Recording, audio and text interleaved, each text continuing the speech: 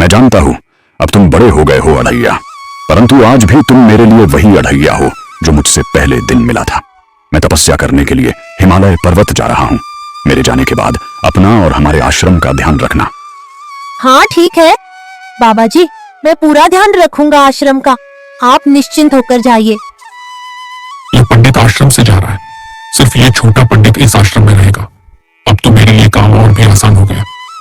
अरे हाँ, एक बात और ध्यान रखना, अढ़ैया कुछ दिनों बाद एकादशी आने वाली है। तुम्हें जितना राशन लेना हो ले लेना, परंतु तुम ठाकुर जी को भोग लगाना भूलना नहीं, और गांव भी चले जाया करना भिक्षा के लिए। हाँ बाबा जी, आप चिंता मत करिए। इतने साल आपके साथ रहकर मुझे सब कुछ आ गया है। मैं जानता हूँ पहले ठाकुर जी को भोग लगाऊंगा, फिर खुद खाऊंगा और गांव भी चला जाया करूंगा। तो इस छोटे पंडित का नाम अढ़ैया है। ये छोटा पंडित तो बहुत ही स्वादिष्ट दिखता है, इसे तो खाने में और भी मजा आएगा। पर पहले मैं गांव के सभी इंसान और जानवरों को खाऊंगा, फिर आखिरी में इस छोटे पंडित को। हा हा हा हा हा हा। ठीक है अढ़ैया, ध्यान रखना अपना। मैं जा रहा हूँ अब। गुरुजी हिमालय पर्वत पर तपस्या करने के लिए चले जाते हैं। अब अढ़ैया आश्रम में अकेला रहता है। तभी वह राक्षस गुरुजी का रूप धारण करके आश्रम आता है। अरे बाबा जी, आप इतनी जल्दी कैसे वापस आ गए? आप तो हिमालय पर्वत गए थे ना तपस्या करने के लिए, फिर इतनी जल्दी वापस कैसे आ गए? हाँ अढ़ैया, मैं गया तो था, परंतु रास्ते में ही मेरी तबीयत खराब हो गई, इसीलिए मुझे वापस आना पड़ा। अच्छा बाबा जी, चलिए तब आराम कर लीजिए आश्रम में चलकर। हाँ चलो, चलता हूँ, आराम कर लेता हूँ। अढ़ैया राक्षस को गुरुजी समझकर आश्रम में ले आता है। मेरे खाने का समय हो गया है। ये छोटा पंडित कितना स्वादिष्ट दिखता है। जी तो चाह रहा है इसे अभी ही खा जाऊं, पर इसे अभी नहीं खा सकता। पहले गांव वालों को चलकर खाता हूं।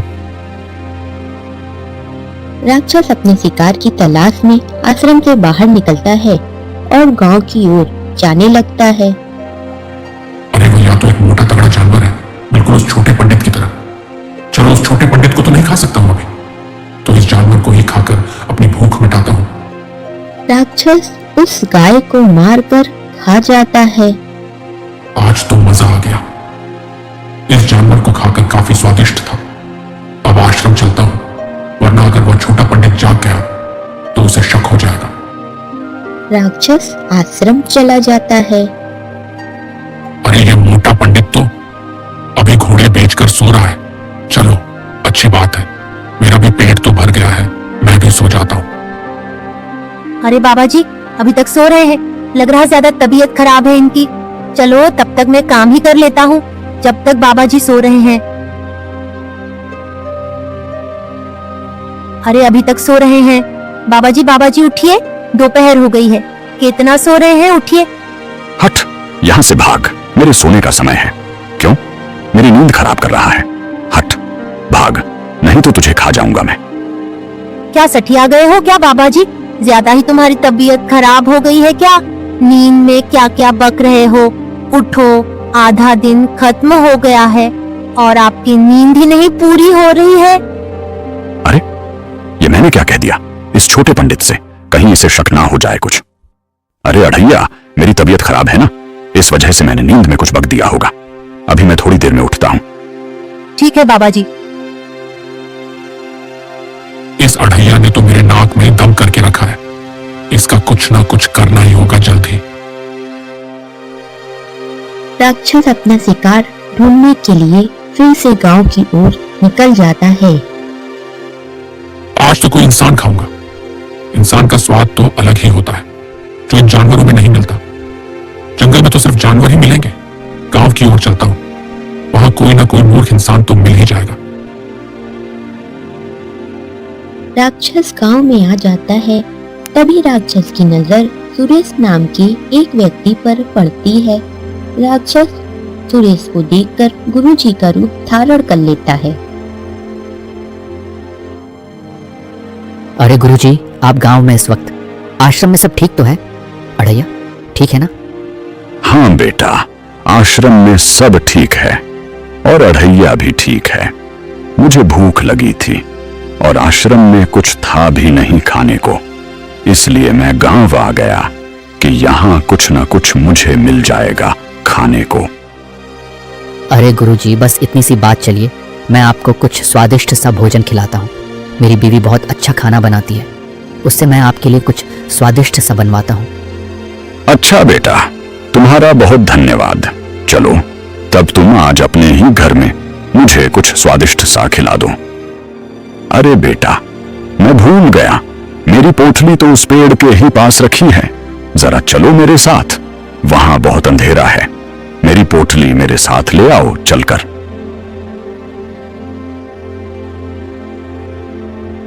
कहाँ है गुरुजी? यहाँ तो कोई पोटली नहीं नजर आ रही है। अरे बेटा, थोड़ा आगे बढ़ो तो वहीं पर तुम्हें नजर आ जाएगी। वहीं मेरी पोटली रखी हुई है। अच्छा गुरुजी। सुरेश जैसे ही आगे बढ़ता है, राक्षस अपने रूप में वापस आ जाता है और सुरेश पर हमला करने की कोशिश करता है। तभी पीछे से किसी की चीख की आवाज आती है। राक्षस के नाखून सुरेश के पीठ पर लग जाते हैं और राक्षस गांव वालों को देखकर वहां से भाग जाता है। गांव वाले सुरेश के पास आते हैं और सुरेश को बेहोशी हालत में पाते हैं। राक्षस आश्रम की ओर भागता है। तभी जंगल में उसकी नजर एक हिरण पर पड़ती है। राक्षस उस हिरण को मारकर खा जाता है, परंतु उसकी भूख अभी भी नहीं मिटती है। वह आश्रम आ जाता है और सो जाता है। अरे बाबा जी, आज भी आप इतनी देर तक सो रहे हैं? उठिए, सवेरा हो गया है।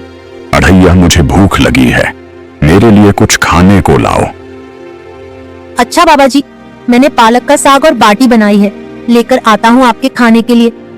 नहीं, मुझे घास फूस नहीं खाना है, मुझे मांस खाना है। मेरे लिए मांस लेकर आओ। सठिया गए हो क्या बाबा जी? हम लोग मांस कहाँ खाते हैं जो आप मांस मांग रहे हो खाने के लिए? जब से वापस आए हो तब से बहुत सठियाई हुई बात कर रहे हो। आपको क्या हुआ है? बाबा जी, चल के किसी वैद्य को दिखा दो। कहीं पागल वागल तो नहीं गए हो? इतना देर सोकर उठते हो और अब मांस मांग रहे हो खाने को। मुझे इस तरह बात नहीं करनी चाहिए। मैं तो भूल गया था कि मैं एक पंडित का रूप धारण किया हूँ, और इस छोटे पंडित ने अगर मुझे पहचान लिया तो नहीं, मुझे संभाल के रहना होगा। मुझे ऐसी बात नहीं करनी होगी। क्या हुआ बाबा जी? अब क्या सोचने लगे हो?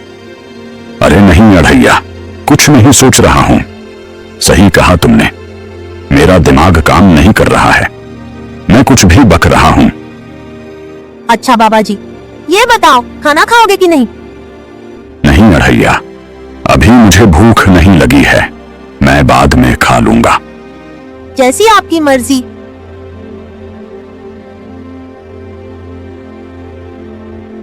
रोज की तरह राक्षस अपना शिकार ढूंढने चला जाता है।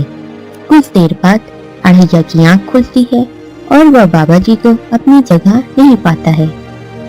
अरे बाबा जी, कहाँ गए?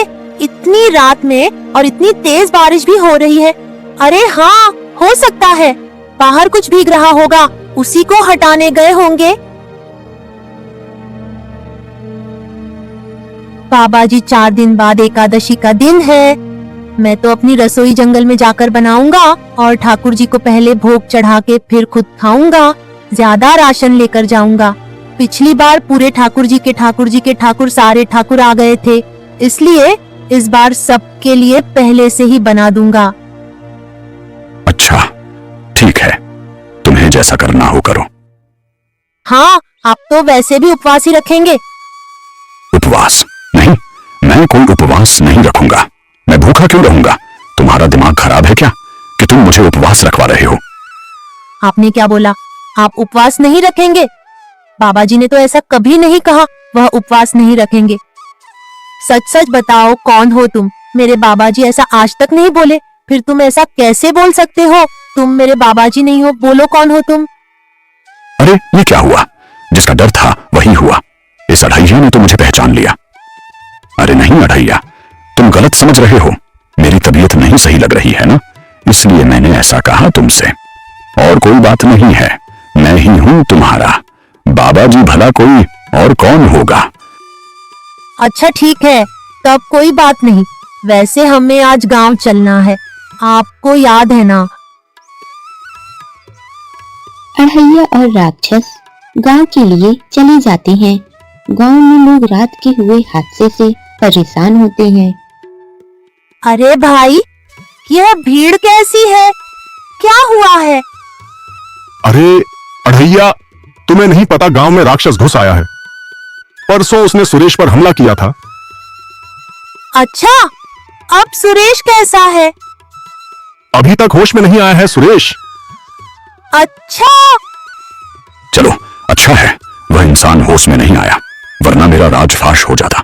सब गांव वालों को पता चल जाता कि मैं एक राक्षस हूं।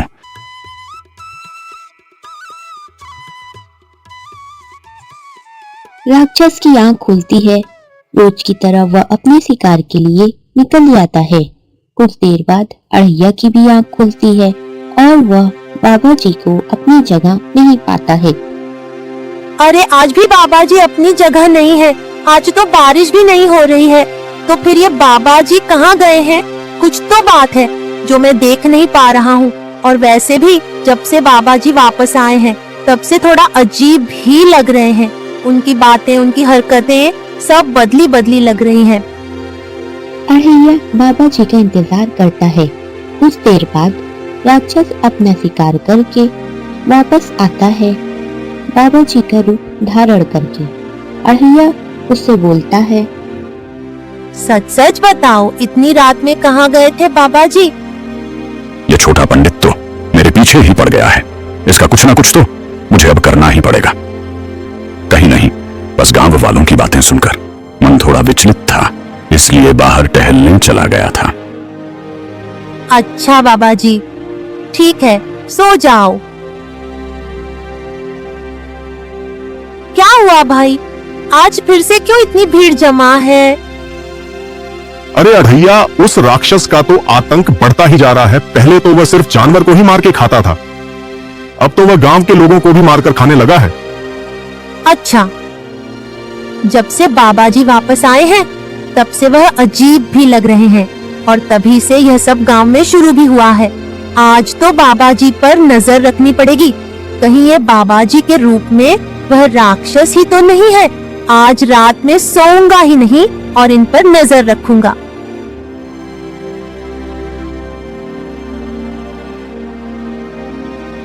रोज की तरह आज भी राक्षस अपने शिकार के लिए निकल जाता है और अढ़ैया भी आज सोता नहीं है।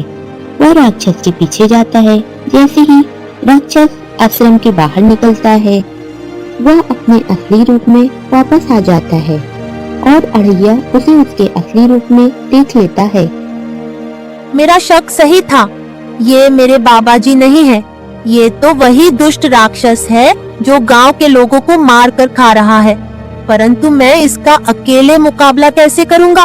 मुझे ठाकुर जी की मदद लेनी होगी। राशन लेकर जंगल जा रहा हूँ, मैं अपना चूल्हा वहीं जलाऊंगा। ठीक है।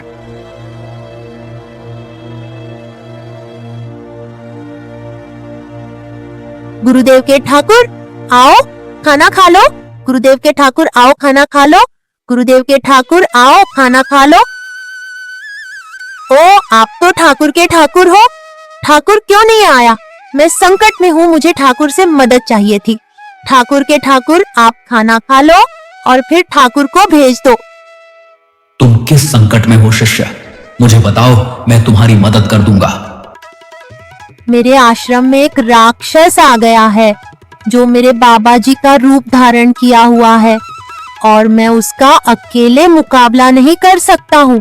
तो मुझे आप कुछ उपाय बताओ जिससे मैं उसको खत्म कर सकूं।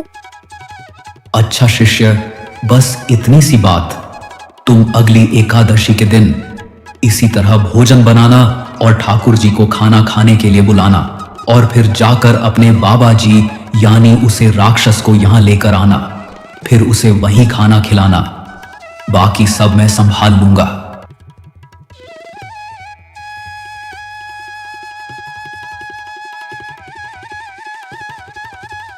गुरुदेव के ठाकुर आओ खाना खा लो।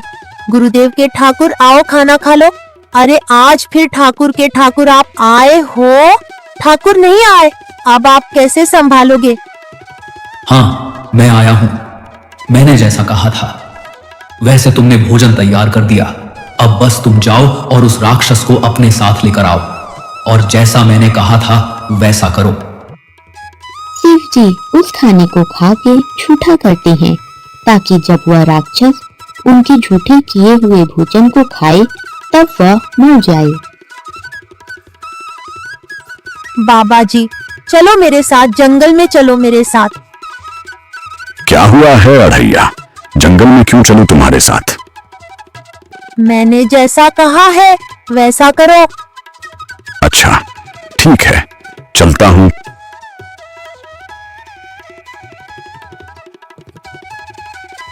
मैंने ये भोजन बनाया है, मेरा पेट भर गया है और ये थोड़ा सा भोजन बच गया है, आप खा लो इसे। आप ही कहते हो ना कि भोजन छोड़ना नहीं चाहिए, अपराध होता है। ये बचा हुआ भोजन आप खा लो।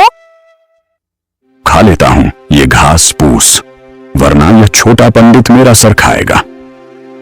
हाँ, मैंने ही कहा था अन्न को छोड़ा नहीं जाता। लाओ मैं खा लेता हूं। जैसे ही राक्षस भोजन को खाता है वह अपने असली रूप में आ जाता है। अरे मुझे ये क्या हो रहा है? क्या हो रहा है मुझे? मैं तुम्हें नहीं छोड़ूंगा। तुमने मुझे ये क्या खिलाया है? ए बड़ा, मुझे नहीं छोड़ने वाले। तुम मुझे क्या नहीं छोड़ोगे? पहले तुम खुद को तो बचा लो। आए थे बड़ा मेरे गुरुजी का रूप धारण करके, अब यही सड़ते हुए मरो। कुछ देर में वह राक्षस मर जाता है और हमेशा की तरह अच्छाई की जीत होती है।